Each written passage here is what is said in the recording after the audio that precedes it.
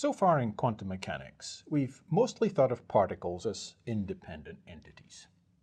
We presume that the state we see for one particle does not depend on the state we see for another. In the classical world, this seems so obvious that it's hardly necessary to state it. Of course, the state of some object is just a property of that object, and the state of another object is similarly just a property of that object. But in quantum mechanics, this separate reality for objects does not necessarily hold.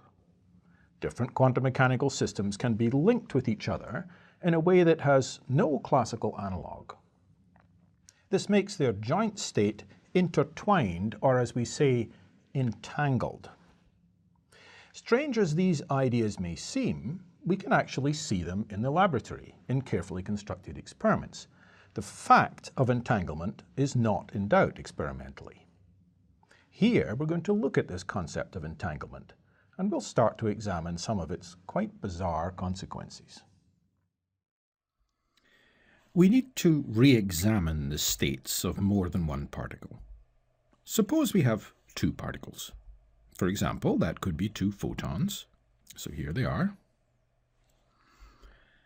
And we could presume that photon 1 is in one of a set of possible states, psi m, so those are the possibilities, different values of m perhaps, and the 1 here means we're talking about photon 1. So here's our state of photon 1. And we'll presume it's going to the left, as shown here, for example, and it's in some particular spatial mode, that is, a particular beam shape. And also, it'll have some specific frequency. And the different possible states of this photon would then be vertical, for the polarization state, or horizontal. Photon 2, similarly, is in one of a set of possible states, and we've called those phi and n for the possibilities here, and the 2 for the second photon. So here's the second photon state. And we presume, for example, it's going to the right in a particular spatial mode or beam shape with a specific frequency and with the different possible states being vertical or horizontal polarization. Then, appropriate basis states for the left-going photon 1 would be horizontal 1 and vertical 1.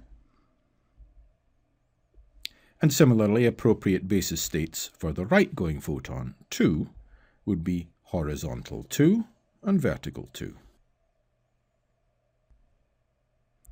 Now, a possible state of these two photons is this one here, which corresponds to the left-going photon, that was number 1, being horizontally polarized, that's the H, and the right-going photon, that was number 2, being vertically polarized.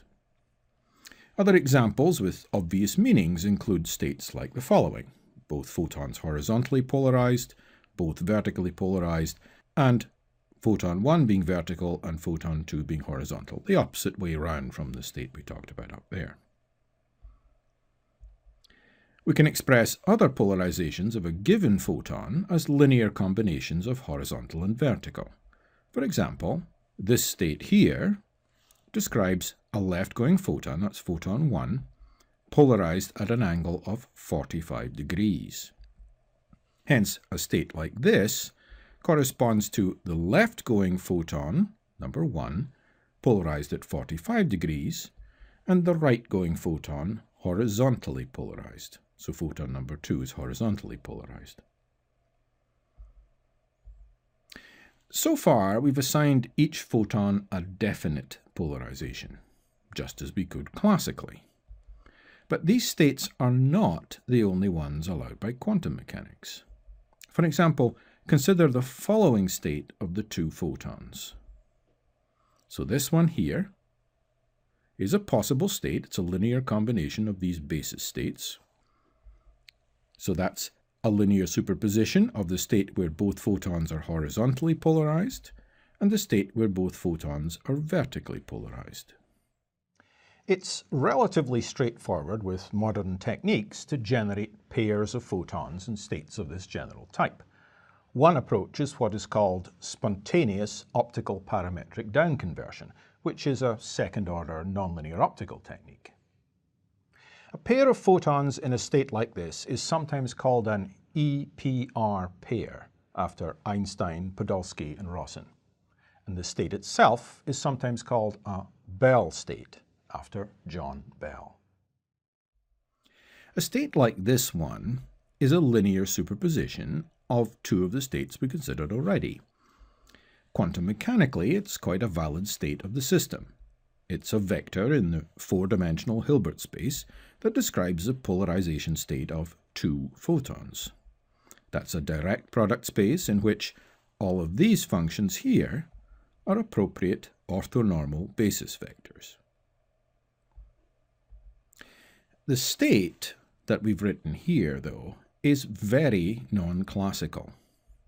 It cannot be factorized into a product of a state of particle 1 and a state of particle 2. States that cannot be factorized into a product of the states of the individual systems on their own are said to be entangled. In such an entangled state, particle 1 does not have a definite state of its own, independent of the state of particle 2. Imagine we measure the polarization of the left-going photon, photon 1, and find it's horizontal. Then we have collapsed the overall state into one that now only has terms in photon 1 being horizontally polarized. So the state of the whole system is now this one. By measuring the state of the left-going photon and finding it to be horizontal, we've also collapsed the state of the second, that is the right-going photon, into a horizontal polarization, even though we did not sort of touch that one. The state of the right-going photon depends on the state we measure for the left-going photon. And this is true even though both results are possible for the measurement of the left-going photon. In our classical view of the world, this really does not make sense. It defies our normal understanding of states and even of causality. In this strange world of entangled states, it's by no means clear that measuring one particle causes the collapse of the other. It's not apparently possible to use this to communicate faster than light. Looked at separately, both of these measurements are apparently random processes. All we know is that these measurements always give the same result for the measured polarizations, horizontal or vertical, of both photons. There are three other states like the one we already considered. So here's the one we've written so far, and here's another one, and here's yet another one, and here's a fourth one. And these together constitute what are called the four Bell states after John Bell. And these four Bell states are orthogonal to one another, which you could check, and they form a complete basis, therefore, for describing any such two-particle system, with two basis states per particle, here horizontal and vertical. There are many bizarre and important consequences of entanglement for the meaning of quantum mechanics. Here we want to emphasize that once we consider the states of more than one quantum system at a time, there is a whole additional range of states in quantum mechanics, these entangled states, that have no analogue in the classical view of the world. For the two particles considered here, each with two basis states, the required Hilbert space, as we've seen, is four-dimensional.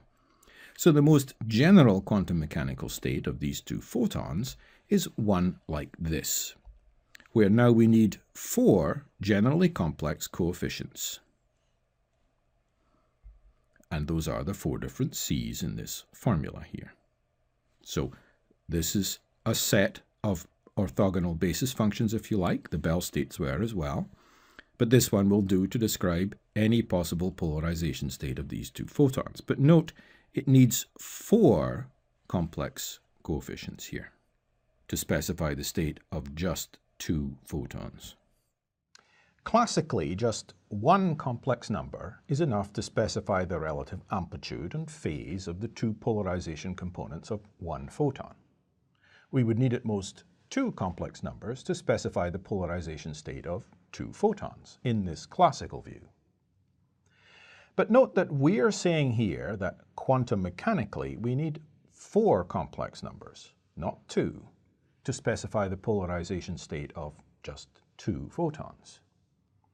We need four because we may have to give a different amplitude to each of four different orthogonal basis states. We need four basis states for the full quantum mechanical description of the polarization state of two photons. The situation becomes even worse as we increase the number of particles. Even restricting to particles with only two basis states of interest, the dimensionality of the direct product Hilbert space, and hence the number of expansion coefficients we need to specify the state, rises very quickly. For 3 particles, for example, we need 8 coefficients. For 4 particles, we need 16 coefficients, and so on, leading to 2 to the power n coefficients for n particles. 300 particles, therefore, would require 2 to the power 300 coefficients, and that number may actually be larger than the number of atoms in the observable universe.